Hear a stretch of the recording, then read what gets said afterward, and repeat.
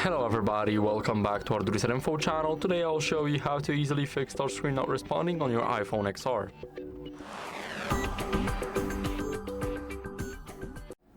So first, when you got a screen protector and a case, that might be causing the interference to the touchscreen and make the touchscreen become less responsive.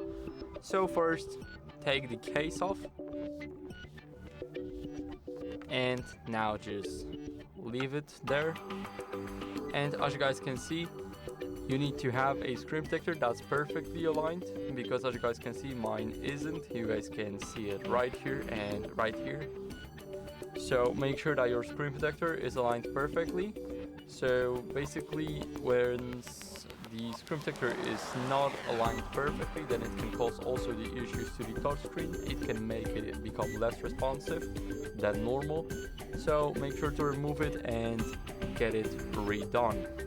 So now what you guys can do is clean the screen with a microfiber cloth to get rid of any moisture or anything that might be causing the touchscreen to become less responsive. So just take a microfiber cloth.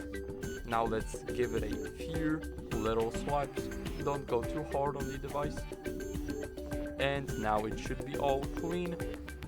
After that, what you guys can also do is restart your phone to refresh the system. So hold the power button and the volume up button at the same time. Now slide the power off.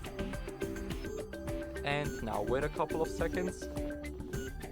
And after that, what you guys can do is hold the power button to turn on the phone. Sometimes it takes 2 seconds and sometimes it takes 15, so all we gotta do is be patient. As you guys can see, now it was faster. And I'll see you guys once my phone restarts.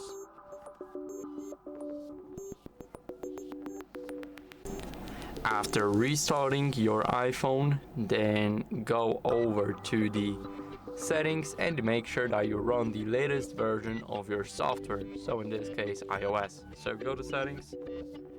Here, go to general. Now go to software update. And as you guys can see, the phone is still turning on after we restarted it.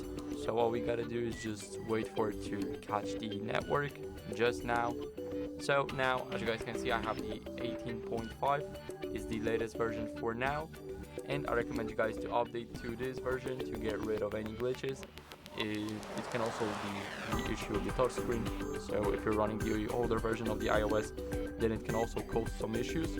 So I recommend you guys updating it. And that would be it. So I hope this video helped you, and if it did, then leave a like, sub, and a comment, and I'll see you in the next one.